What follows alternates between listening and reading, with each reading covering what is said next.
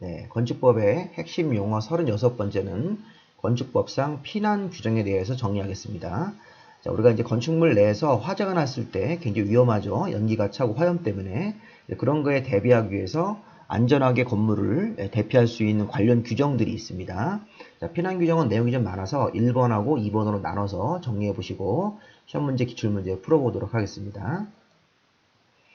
자, 일단 기본적으로 건축물의 피난 규정은 이런 화재 같은 게 대표적으로 위험해서 안전하게 건물을 건축하기 위한 기준들이 있는데, 대표적으로 계단 설치를 할 때 계단까지 도착하는 보행 거리가 30m 이하가 원칙입니다. 자, 직통 계단까지 도착하는 보행 거리가 건물의 거실 각 부분으로부터 건물 실내로부터 계단까지 이르는 보행 거리가 30m 이하가 원칙이다. 자, 무슨 말이냐면 이 그림을 보시면, 자, 여기가 직통 계단입니다. 1층으로 내려갈 수 있는 계단인데, 여기 1번 방, 2번 방, 3번 방이 거실입니다. 여기서 우리가 이제 화재가 났을 때 연기가 차면 가장 위험한 방이 3번 방인데, 3번 방의 출입문으로부터 가장 먼 위치, 여기가 제일 멀죠. 이런 나머지 부분보다. 그 먼 위치 여기 주홍색 점으로부터 직선으로 이 복도를 지나서 계단까지 도착하는 거리가 30m 이하라는 겁니다. 그렇게 만들면 2번 방이나 1번 방은 계단으로부터 가깝기 때문에 3번 방보다 당연히 30m 이내가 되도록 맞춰지겠죠. 3번 방 여기 점으로부터 직선으로 도착하는 거리가 30m 이하가 원칙이다. 다만 이 규정이 완화가 됩니다.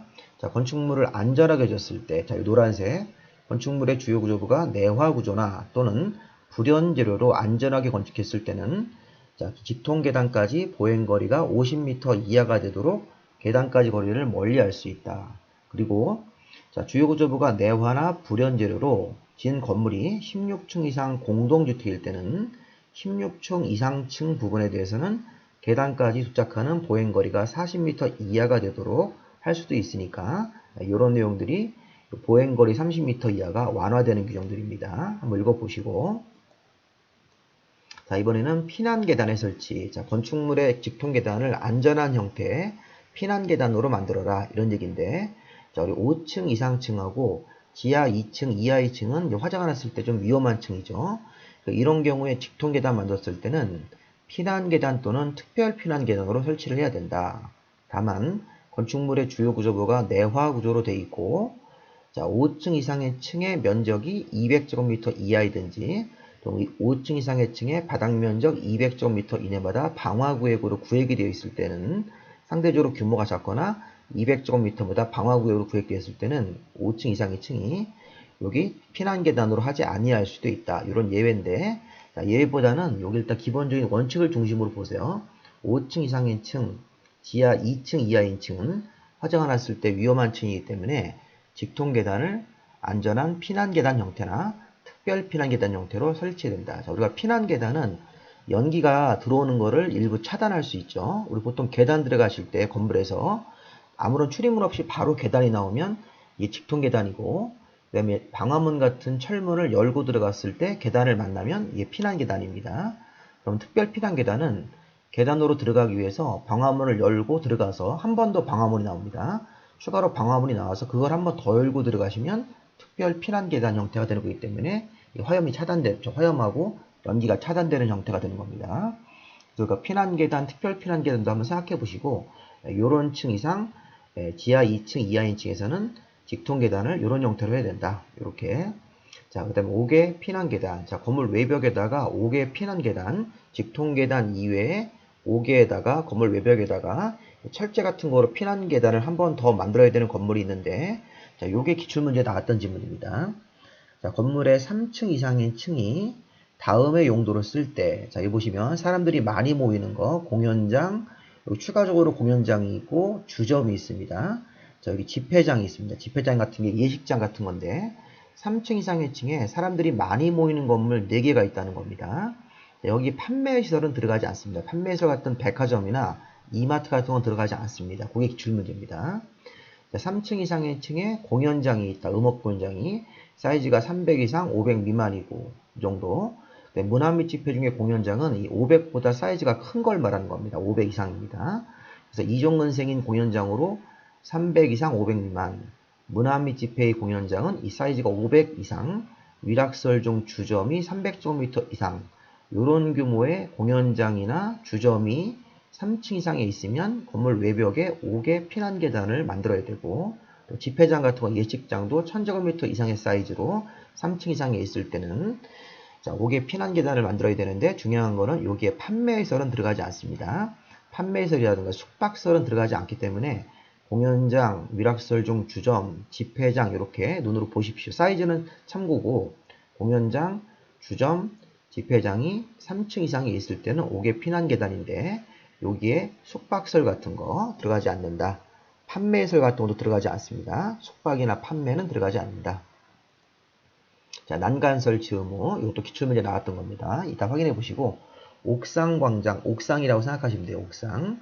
2층 이상인 층에 노대가 여기 써 있는 발코니입니다. 우리 발코니가 건물 외벽에 이렇게 부착되어 있는 걸 발코니라고 하죠. 이건 난간입니다. 난간. 그러면 옥상 광장, 옥상하고 2층 이상인 층입니다. 1층은 의무가 아니라는 거예요. 2층 이상인 층에 이렇게 발코니가 설치되어 있을 때는 사람이 여기서 떨어지지 않게끔 높이 1.2m, 1.2m, 1.2m 이하로 난간을 설치해야 된다. 난간 설치는 언제가 의무냐? 옥상에다가 난간을 세워야 된다. 떨어지지 않게끔 사람들이. 2층 이상의 층에다가 노대, 발코니 같은 걸 만들었을 때는 난간을 설치를 해야 되는 것입니다. 1층은 의무는 아닙니다. 이렇게 1층은 자율적으로 하는 거고 2층 이상층에다가 또는 옥상에다가 이렇게 노대를 만들었을 때는 난간을 이렇게 수직으로 세워서 높이가 1.2m 이상으로 난간을 설치해야 됩니다. 자, 옥상 관계, 이 그림의 사진처럼 옥상에다 이렇게 광장 설치하는 건물은 5층 이상의 층이 이렇게 6가지 형태의 건물을 쓸 때는 사람들이 많이 모이고 또 불났을 때 대피, 또 평상시에는 휴식 같은 거 하기 위해서 5층 이상의 층에다가 피난 용도의 옥상 광장을 설치해야 된다. 불났을 때 대피할 수 있게. 또 평상시에는 이렇게 조경 같은 걸 좀 해가지고 이제 또 우리 휴식 같은 걸 할 수 있는 용도인데, 자, 이종은생 중에 공연장, 종교 집회장, 인터넷, 컴퓨터, 게임업소로서 300제곱미터 이상인데 시험 문제가 요겁니다. 전시장입니다.